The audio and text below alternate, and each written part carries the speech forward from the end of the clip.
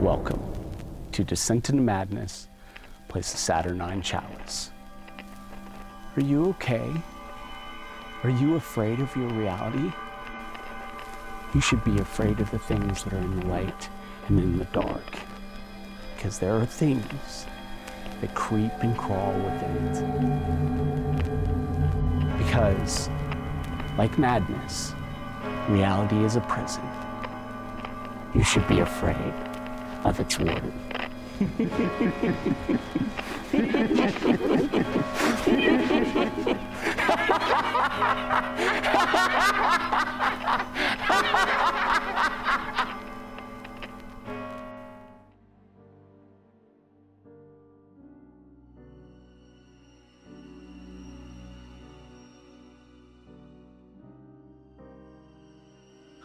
Welcome back to another episode of the Saturnine Chalice.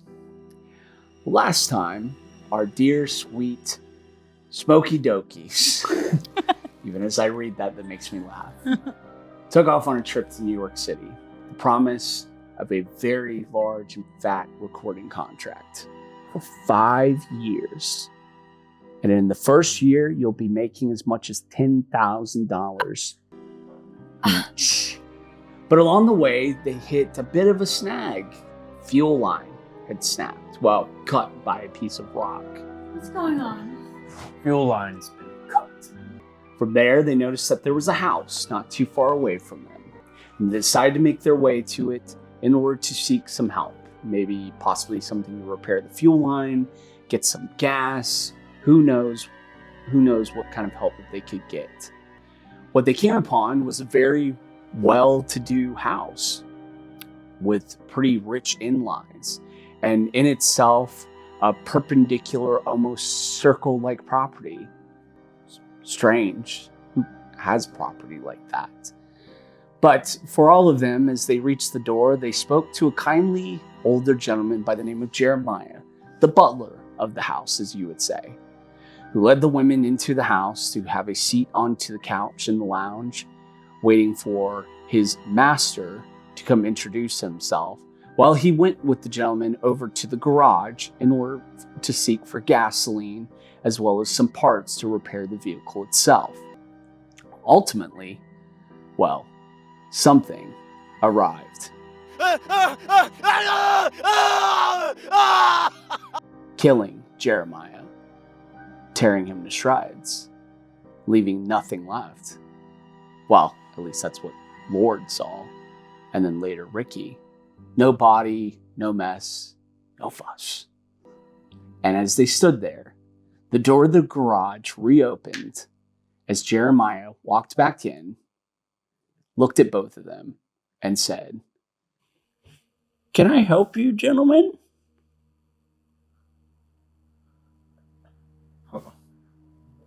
Wait a minute, sir. You were just here. I'm sorry. I was coming down here to help you get some gas, if I remember correctly. We walked down here together. You must have gotten a jump on me. I might have had to attend to something to the flower bed. You were still shaken up by the events of what happened, so I need you to roll sanity for me, please.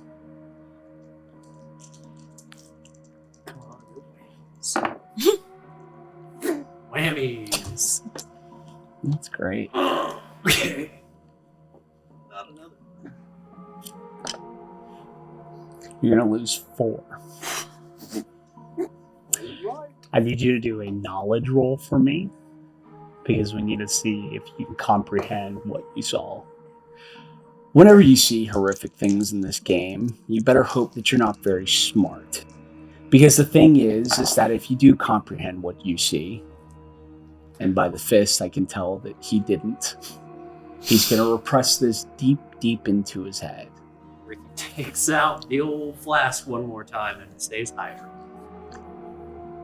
On your water. You drink the water that somehow manages to soothe your nerves as both of you stand there with Jeremiah both looking at you a little confused as he goes, "What? Were you able to find gas or anything to help repair the car?"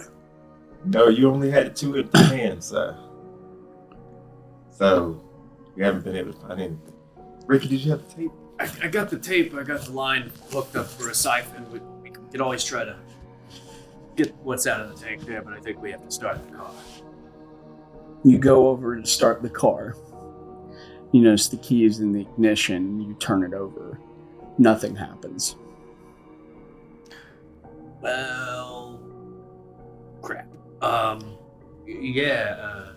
When's the next delivery?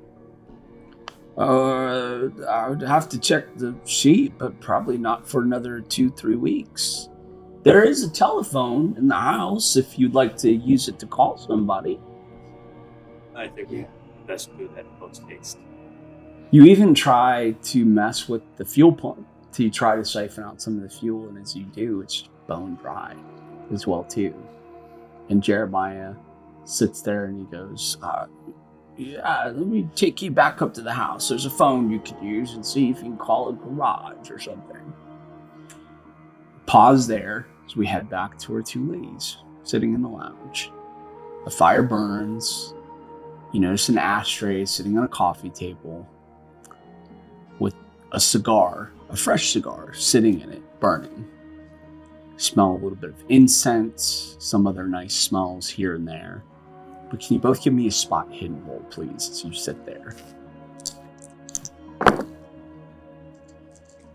That is good. Okay. I saved, I believe. Yes. What did you roll? 1. Oh, so you got an extreme success. Great. Extreme. What did you roll there, Florence? 85. What's your spot hidden at? 50. Good. Okay, you didn't fumble.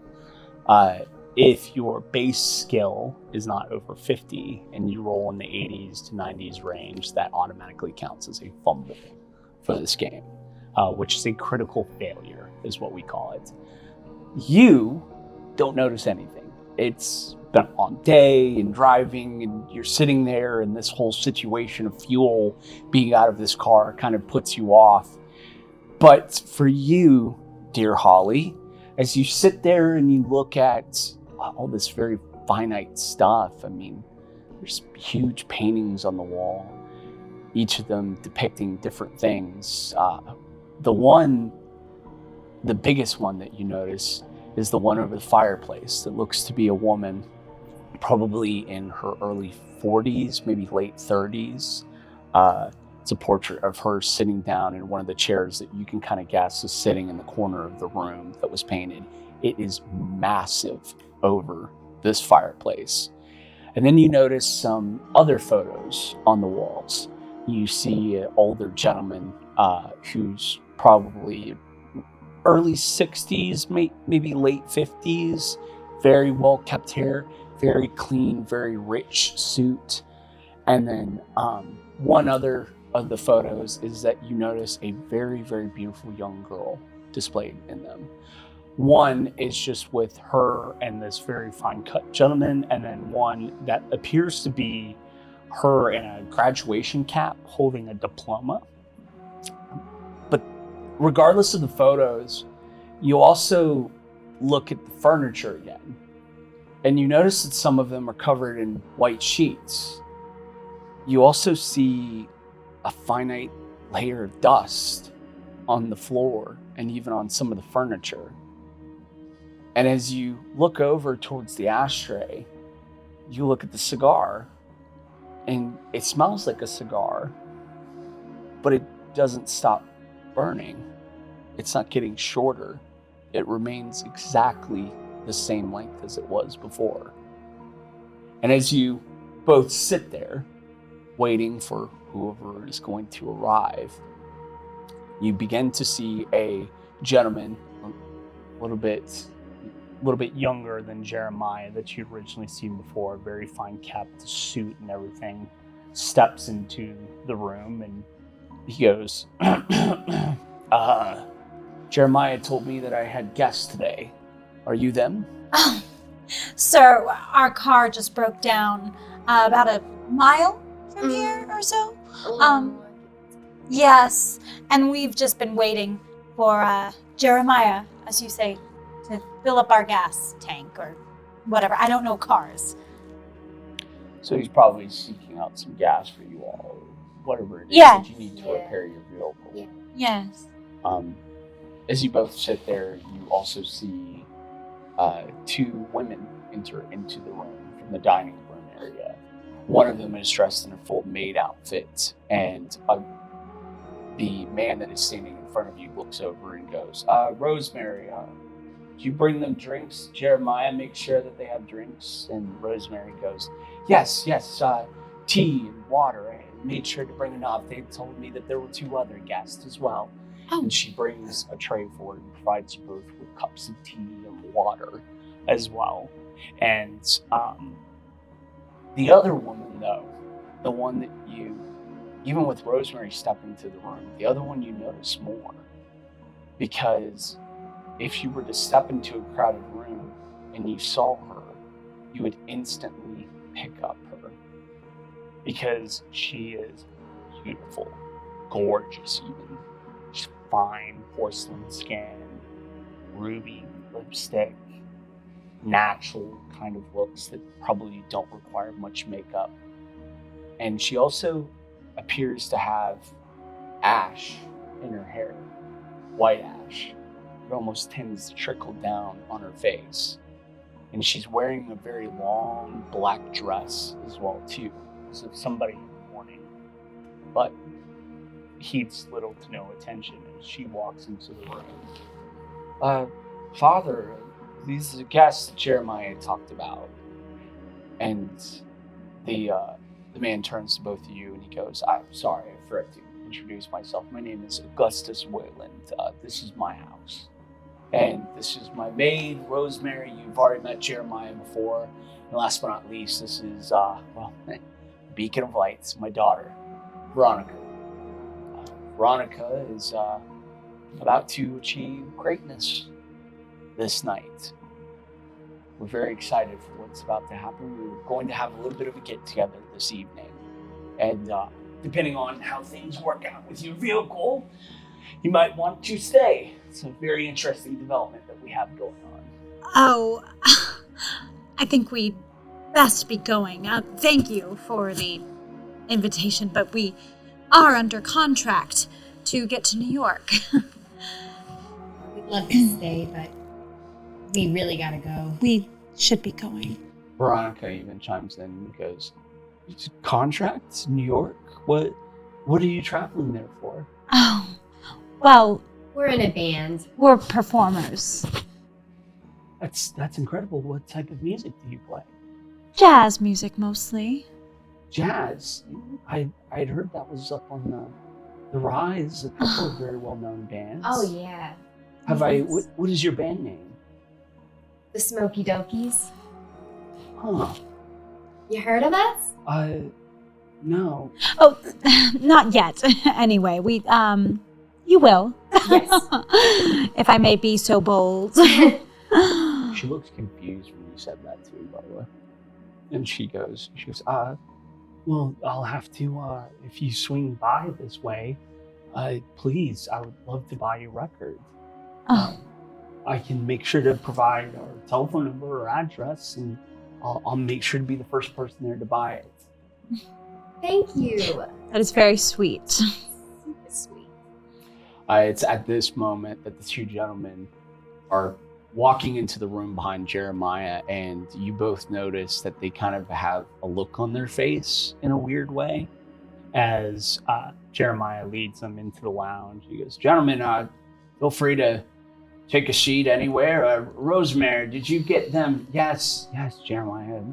Yes, dear, I've gotten them water.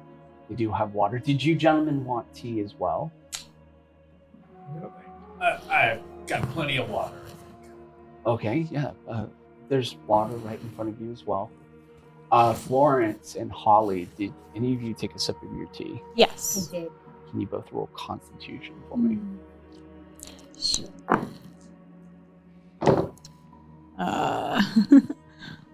27, that saves for me. Okay. Did you fail? 91. What is your con? 50. Okay. So you didn't fumble, which is good. Still failed, though. The tea tastes like tea to you. It's warm, but something underneath it lacks. You're not sure, can't place it. This is the worst tea you've ever drank in your entire life. It tastes bitter and nasty. And even as you look at it, after taking a sip, you have to spit it out because you see mold flecks in it. Florence, I'm sorry. Is there? I think the tea bag probably just must have ripped or something. It's not. It's great. I mean, well, it's not great. Rosemary kind of looks over at you and goes, "Oh, yes, I'll get you some more. I'll get you some more tea, if that's okay." Thanks, that'd be great. I do apologize She for my starts friend. to shuffle away from you all back towards the kitchen itself. And Augustus kind of takes a moment and goes, "Well, at least the water tastes good, I hope. I apologize for that. Rosemary normally is on top of that." Tea bags rip. You notice something else too, that even as you drank from the tea and you saw the mold flecks to it, you also noticed rats running around on the floor for a second. Everything turned blue in a way, and you're sitting on the couch, and no one else is there. Everyone else is gone. You're sitting inside of an abandoned house. Dust and mold and spider webs. And then everything snaps. And you see all your compatriots sitting around you, as well as the other folks that have met you. Can you give me a sanity roll, please?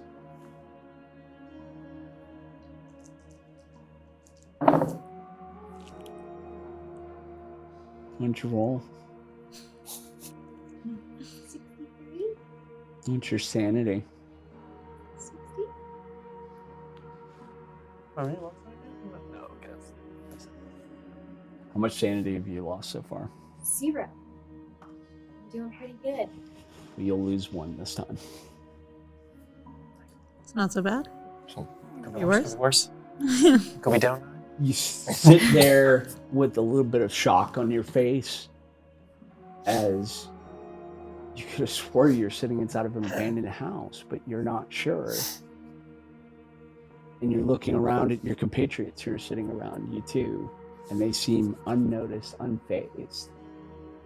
While that happens, can the rest of you give me spot hidden rolls, please?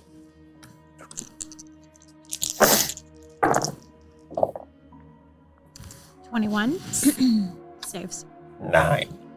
It's an extreme success. Don't You succeeded as well. 60. You succeeded as well. Oh no, I failed. You failed. Okay.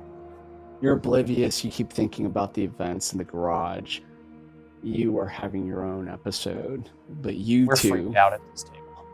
as you sit there and Augustus appears to begin to talk, it sounds muffled in a way because you seem to be distracted by something in the background. As you are sitting there in the lounge, you look over to the doorway of the dining room, if you remember correctly, and you begin, Lord, you remember this sound. It's a hissing voice, a growl, a low growl. It begins to rise and get louder and louder.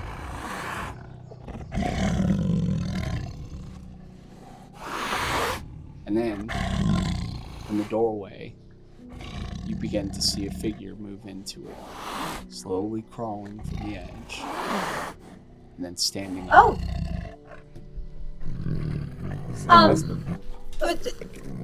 She begins to walk in between the doorway, back and forth. Sir, is that woman all right? What woman? The woman right there? What I saw earlier. You saw her earlier? This, Oh my gosh. This has to be. Something behind you. Turn around. Turn around. She's right there. You both see nothing. For real? Yeah. She looks like she's right there. Forgive me, but she looks like she's deteriorating. She begins to walk back to the doorway.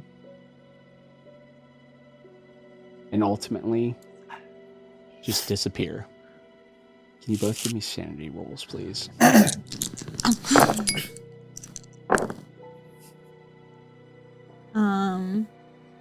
Oh yeah, I saved 28. 92. Oh What is your sanity? 80. Okay, good. Let's find out. no. You're gonna lose 4. I told you. That's 5. Is that 5? Yes. Can you give me a knowledge roll, please, Lord? Where's knowledge at? It's no or education at the top of your sheet. Oh, okay. Yeah. 51. Save. Did you succeed? I did succeed. I love it when people succeed on their knowledge. That's bad. You, So you're not supposed you to don't cool. repent. Woo! See, the thing is, you really don't want a very intelligent character in this game. You really hope you're one of those people that repress horrible things that they see. Even figures that walk between a doorway. For you, this is going to be our very first temporary bout of madness of the game. So I'm going to roll a dice. And we're going to see what happens. Let me ask this, Lord. What are you afraid of? Lord ain't afraid of nothing. My.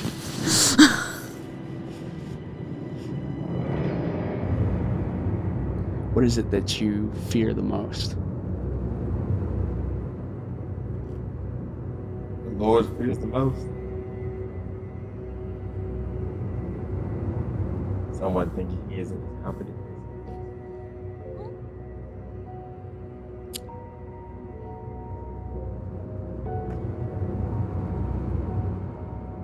For the next 40 minutes, you begin to look at the other players, and they almost look like as if they're staring back at you, doubting you, wondering if you're as good as a player as you think you are. You begin to think inside of your head that your bandmates are probably going to cut ties with you as soon as they get to New York.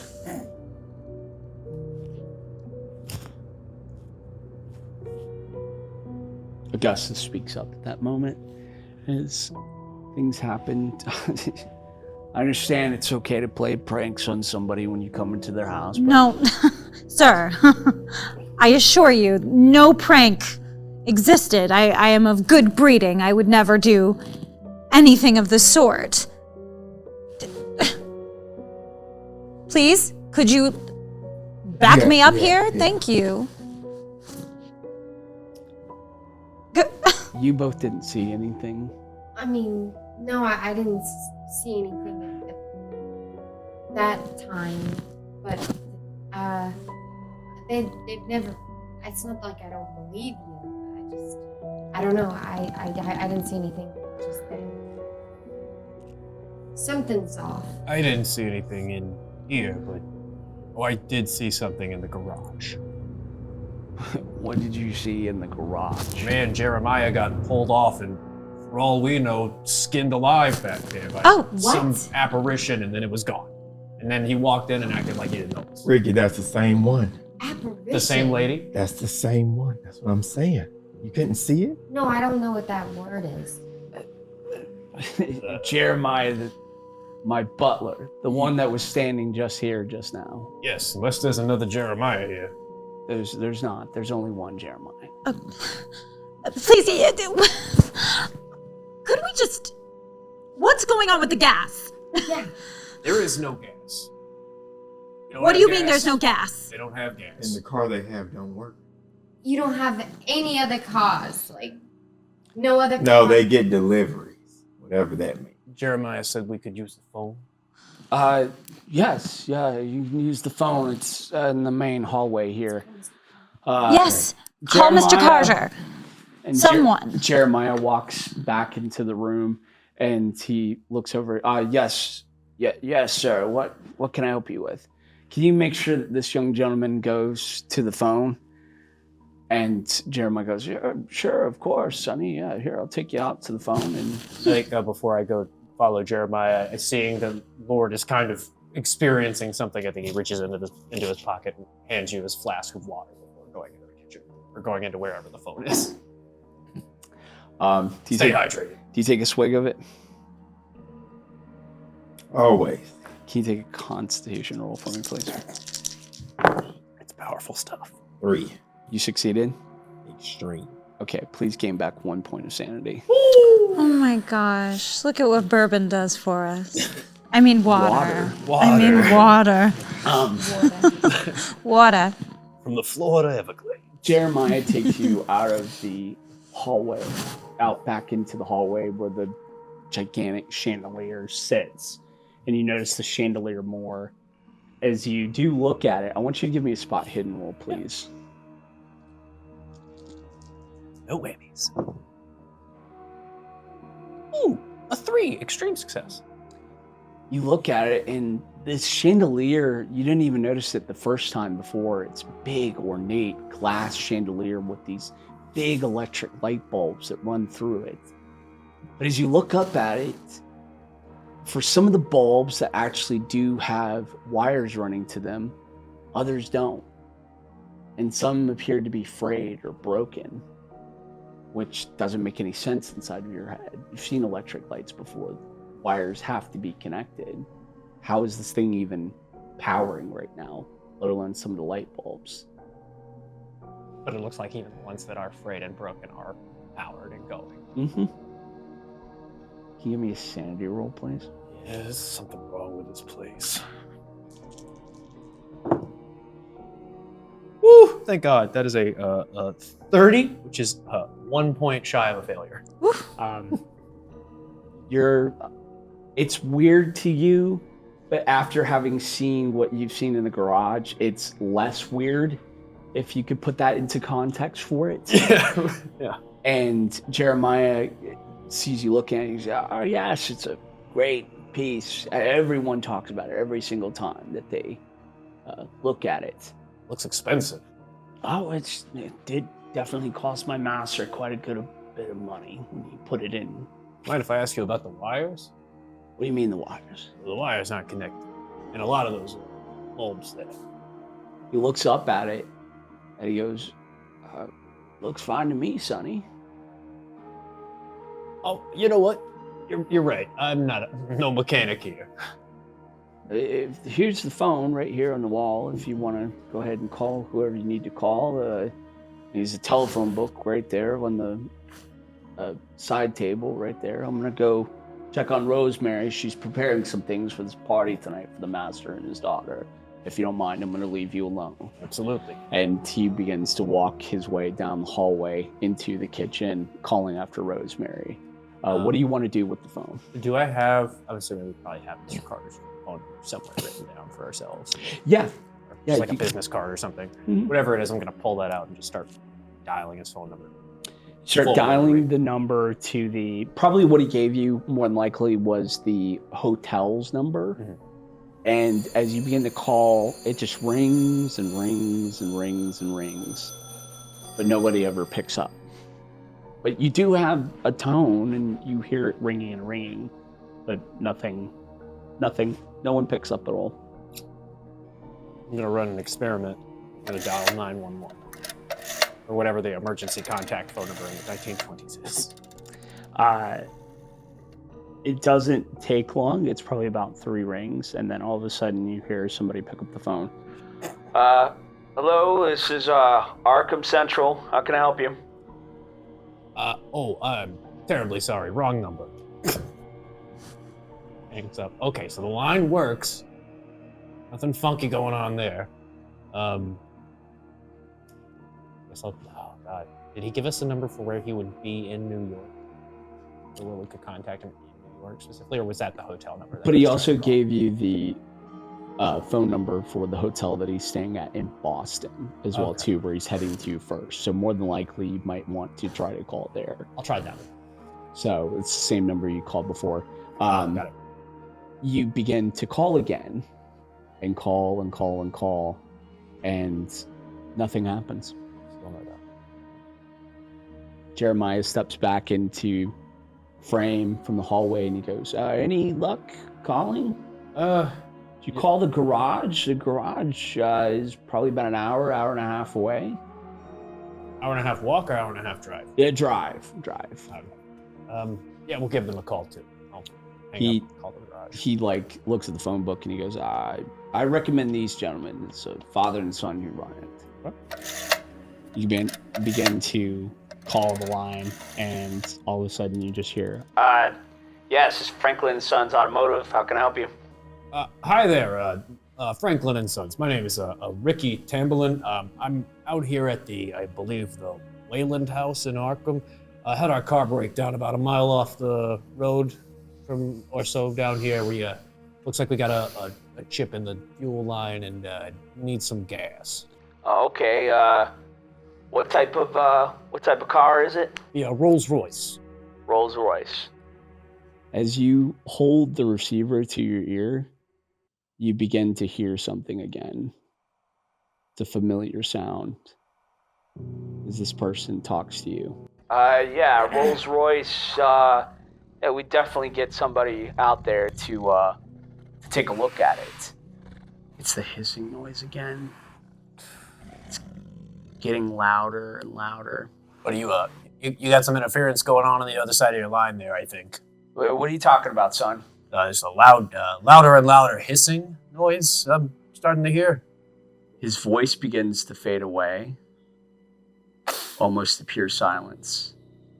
As you start to hear something begin to laugh into the receiver.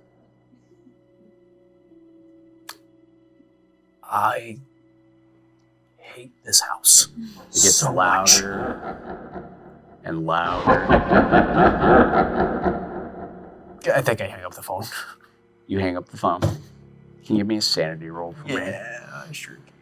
Oh God, which ones were rolling well? Not those. It's a 71. Definite failure. If it's not bad enough that you hear a laugh, you start to see a very familiar face look around a corner, the hallway of the kitchen, and begin to stare at you, laughing to itself as you feel no hope as to what is going on. Okay, yep. Lord, I need that flask back. It starts to mouth something to you. You're trapped here with me. You are in a prison of my design.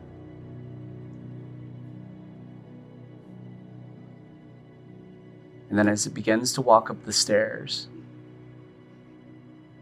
it starts to slowly dissipate. And then ultimately disappear behind a banister. Did you fail your sanity roll? Very badly. Not like majorly badly, but definitely in the 70s. Can you give me a knowledge roll? Yeah, sure can. Okay. Whew. 17. Okay. You will lose 4 points of sanity. Oh my God. Okay, so you said to let you know at the 5 point, right? Mm-hmm. What happens at the 23 point? Or sorry, no, not 23. I'm at 13 now. How much sanity do you have left? I started with 40. I'm now at 27. Okay. Bad at math. No, it's fine. Don't worry about it. I got you. Oh no. Let's see here.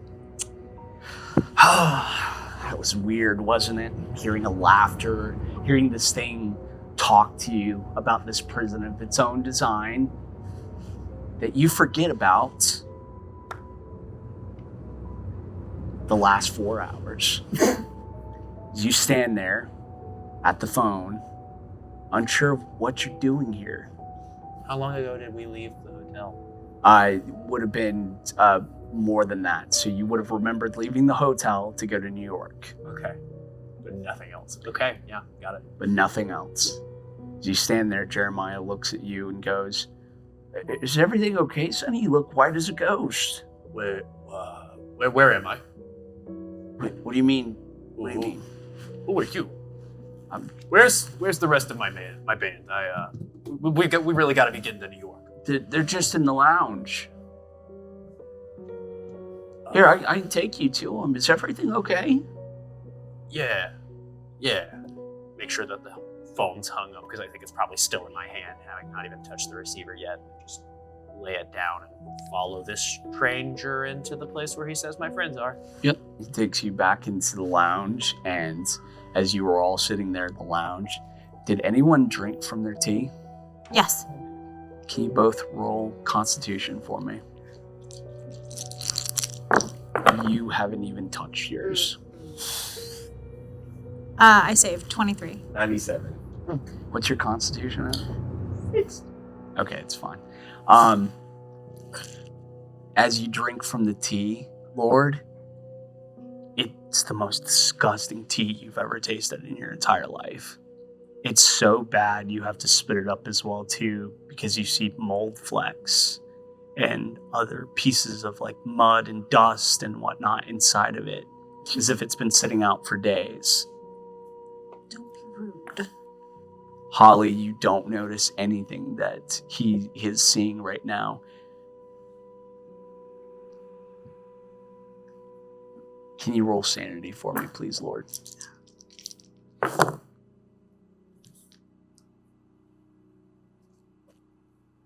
$86. Oh. Can you roll knowledge for me?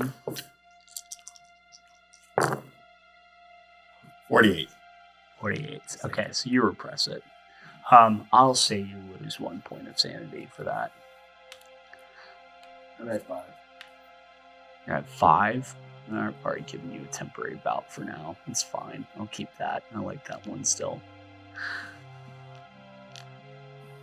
You still feel conscious about the rest of your bandmates. But then seeing this tea, you almost have to put it over to the side. You put it on a side table near you.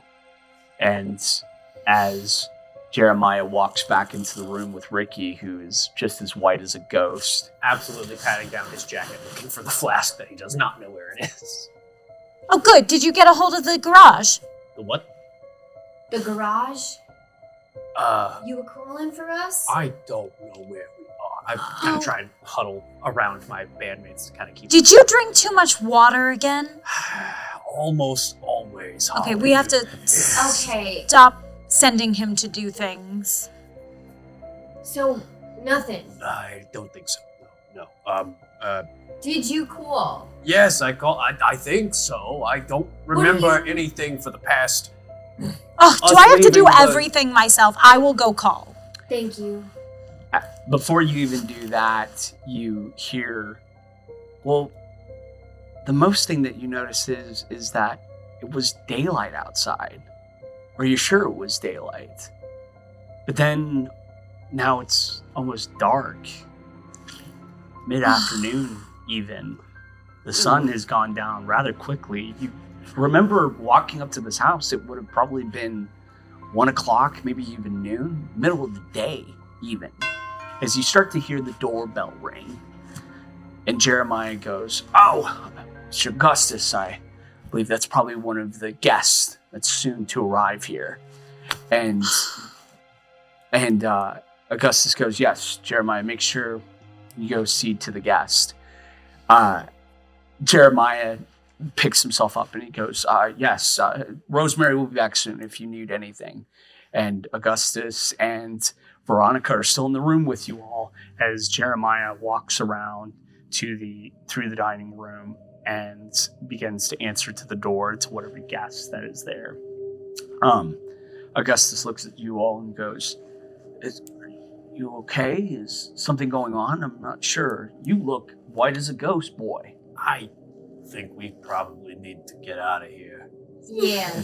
Yes, I am quite tired, though. We need to get back to our hotel, so if there's maybe a repair shop somewhere, like you don't have anything for us. Yeah, Franklin and Sons. Didn't Jeremiah have you call them? He doesn't even. It's a very, very The good sun question. is down. The garage is going to be closed. That's probably a good point. But no, I don't recall having a conversation with anyone from Franklin and Sons. It's weird. Weird. I can possibly go and give them a call myself. Oh my god! Thank you so much. Yeah, Yeah, just that would be give great. me a second, Veronica. Make sure to watch over a guest, and I'll probably need to go talk to Jeremiah too. He's taking a minute with this guest that just arrived, and he starts to head out of the room itself. And as he does, Veronica just kind of sits there, and she's kind of smiling and happy, and just kind of looking at you all. And she's just like, it's incredible. I didn't expect new guests today. We'll be doing the operation tonight, and I'm very excited about what will happen with this. The operation. Yeah, what's that? Well, to put it simply, do you believe in magic? What sort of magic? Let me phrase this better. Do you believe in God? Of course. Depends on the god. What if you were able to talk to your own personal guardian angel? Is this like metaphorical or? No. Let me explain it better. And she goes and she grabs a book, and the book itself is blue with ornate white lettering on it. She goes, it's the Amberline operation. It's a bit of religion mixed into with the occult. And if you perform the operation successfully, unfortunately my father had tried it and failed, you will have the chance to be able to talk with your own personal guardian angel. Are we talking about a surgery? No, it's more of a ritual. No alcohol. You study all of the religious texts in order, and you keep yourself essentially pure for a certain amount of months. I believe it's 18 months. It's fasting and just drinking nothing but water. You have to even go so far as removing any sort of sin in the house. So there's no alcohol here at all. Can you all give me sanity rolls, please? God.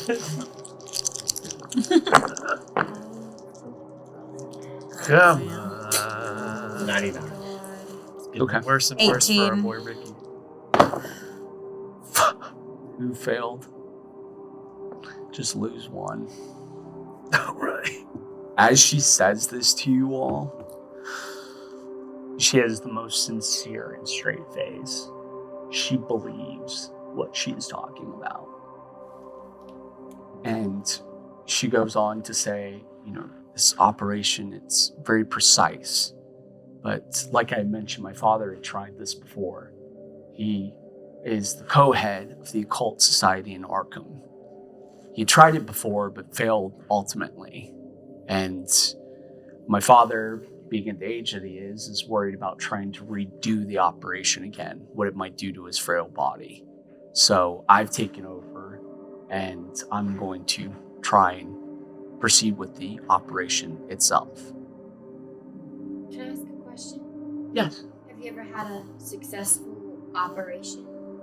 No, this is the first time that I'll be doing this. But I've done my research. I've done plenty of my research. Most of it, I've completed up in the oratorium, where I have most of my journal and writings and books. I would love to be able to show you all. Well, Why not? maybe. All right. Please, seriously, It's an amazing operation. It's an amazing piece of magic. Once you see it, you'll never believe it. I promise you that.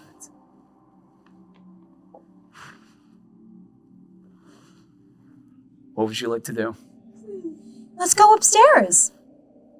Should we wait until the garage is Yes, we should wait for that, I suppose. just in case? Should We don't be want to going. get. It sounds great. No, I'm really excited. It's just we'll wait, see what they say, and then we can go upstairs. The phone is on the way to the stairwell up to my room. I'm sure my father will be there. So seriously, come with me. Seriously. And she kind of guides you up out of the lounge, and you begin to walk through the dining room back into the hallway.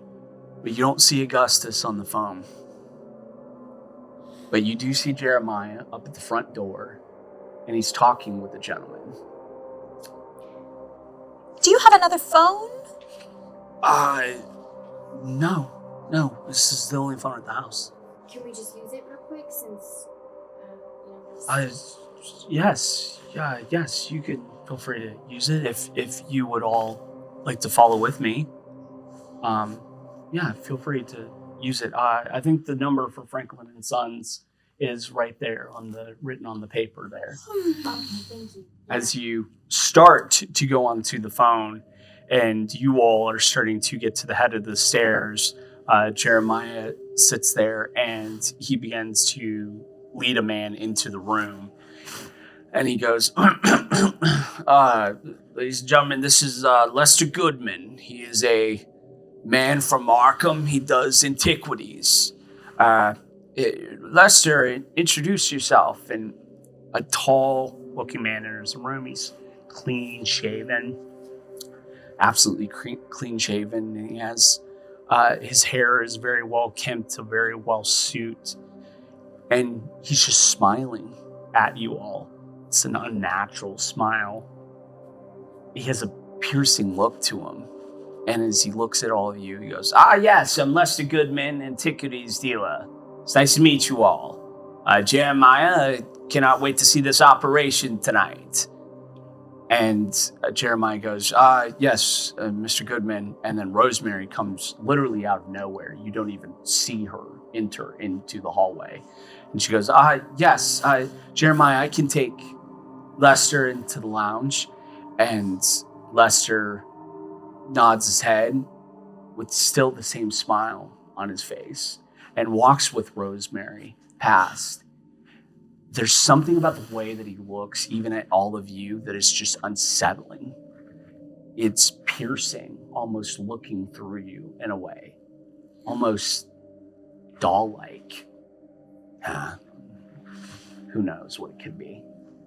And as Rosemary leads Lester away and Jeremiah begins to close the door, all of a sudden you hear the ringing of the doorbell again. And Jeremiah goes, yes, we're expecting 24 guests tonight for the celebration supper. And he opens the door, and standing in the doorway is Lester Goodman. The same smile, same suit, same kept hair as he steps in. Yes, ladies and gentlemen, sorry, let me introduce Lester Goodman. He's an antiquities dealer from Arkham. We just met. We just met you. Some kind of. Is this some kind of? Show? This is a gag. It's a gag. It's a gag. It has to be a gag. No, it's no gag. And as Lester steps in, he goes, it's all right, Sonny. Don't worry. The others are arriving just now too. And you see 10 more Lester Goodmans walk up to the doorway, looking exactly the same. And they all start to pile into the hallway. All in the same suit, all clean cut, and the same piercing look. Can you all give me sanity rolls, please? Oh, Ricky's a dead man. 45. Who succeeded? I did. If you succeeded, you don't lose any sanity. Who failed? You failed. I started out with very low sanity, so we are Ooh, I think I know what's going to happen next. moving on down the I'm line. at 6. You were going to lose 2 points of sanity, sir. How much was that from last time? That is down to 24. Okay, I need you to give me a knowledge roll, please. Right. No whammies, no whammies, no whammies. Whammies. Hardcore whammies, actually. 94. Yeah, I figured. Wait, no, I failed.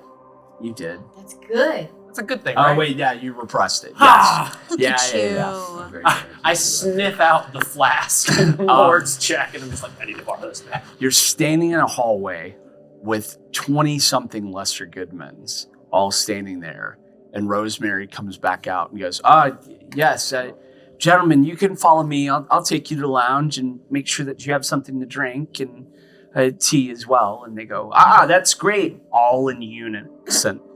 They all go, that's great, Rosemary. Thank you so very much.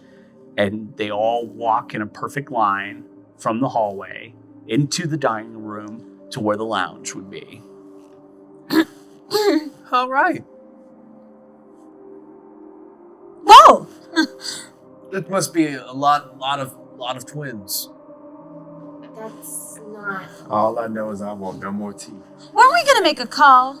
Yes. Yes. Yes. Veronica just is kind of oblivious to this and still leads you all, even as you see this event unfold, she leads you up to the second floor and she takes you towards the, if you look at the map itself, as you get to the top of the stairs, she's going to lead you into what is the chamber room.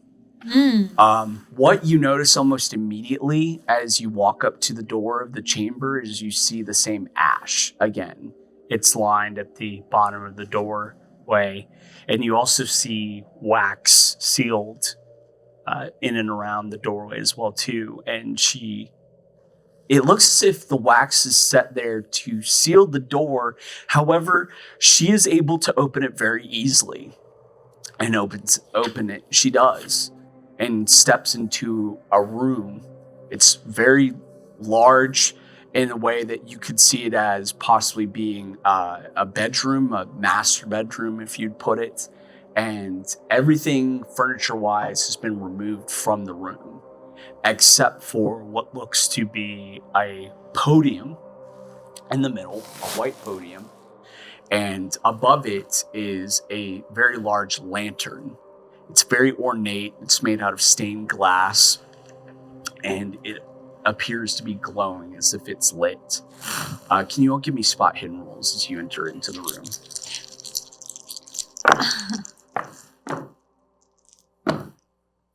76 fail. Oh yeah, I failed too. 88. 97. You're at the phone. Extreme success with an 8. I actually would love to use the powder room.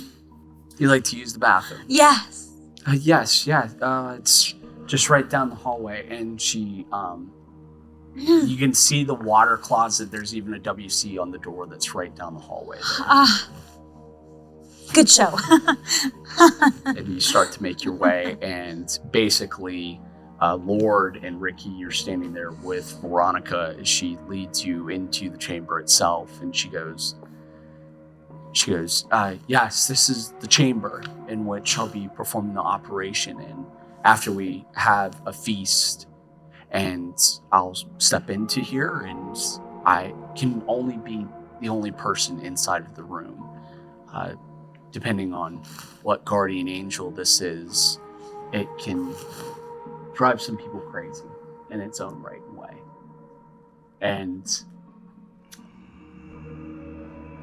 you see all this. You see a very ornate podium in the middle. You see what looks to be some incense, and as well as some sigils drawn on the podium. You see this very large lantern that hangs overhead. And then you see over what appears to be a desk in the far left corner, and Veronica notices you noticing it and takes you over to the desk that appears to be leather journals. Whereas Ricky, you keep looking at this lantern, and this lantern is not right. It's not a paper lantern. It's not a gas lantern. It's nothing like that whatsoever. It appears to be made out of glass from what you can tell, but it's no glass you've ever seen. And you start to see what looks to be what's left of what little sunlight outside as it begins to get darker and darker. And when light hits it, it almost refracts in a weird way, as if it doesn't light the lantern or light enters into the lantern whatsoever and reflect off the glass. Light just hits it and it just disappears. No reflections whatsoever. But however, as you look in the room, you can start to see colored lights on the walls and even moving around it all over the podium. And it messes with you. You don't understand what's going on with this. And then you smell something. You smell a rotten smell. It stinks. It starts to linger in your nose. You've smelled this smell before, haven't you, Ricky? It's the smell of a body. And as you look over to the right of the podium, you notice a lump on the ground. And you're not sure what it is, but then as you step closer and closer to the lump, you notice it's a body of a female. It's in probably 2 or 3 weeks of decay. And you see what looks to be a very large wooden stick stuck through its chest all the way to the other side. And as you get closer and closer to the body, the smell of the rotting flesh filling your nose. Lord and Veronica are over to the side, oblivious to what is going on. As you step over to take a look at the body that's there laid on the ground, you realize very quickly that this is the body of Veronica Whalen, dead on the ground. This large pole stuck in the middle of her. Can I look back to where I saw her last leading my friends into a room? You look back over the desk where you saw her with Lord, and she's standing right there, talking with Lord.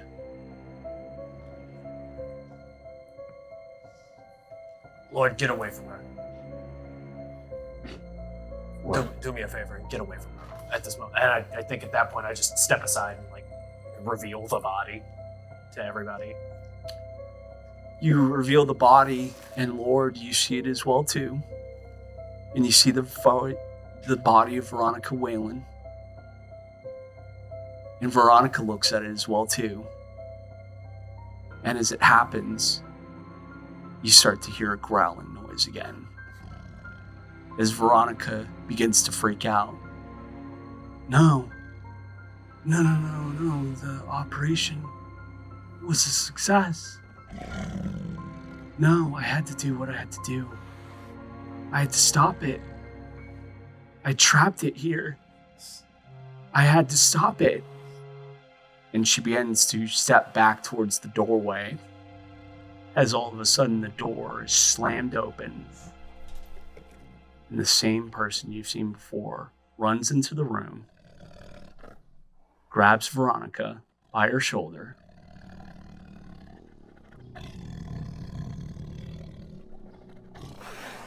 drags her across the room in a quick motion, and slams her into the wall as she splatters into a million pieces, blood and guts flying everywhere. Can both of you give me a sanity roll, please? Oh, God. 36. Safe. You will lose 1 point of sanity, Lord. 31, fail. Let me see how much you lose. It's bad out. He's our driver. It's so bad out here for Ricky. 4 points, and I need you to give me a knowledge roll again. All right, now I'm at half. Okay. Give me a knowledge roll. 85. So you fail. Repressed. You repressed it. I You hope. see her get smashed into the wall by this. And as you do, you look away to see that the door is closed again and begins to open as Veronica walks back into the room again. Oh, God. Oh. What are you guys doing in the room? And it is there we will end the second episode of the Saturnine Chalice. Thank you for joining us. Can't wait to see you next time. And be careful of what you believe is reality. Goodbye.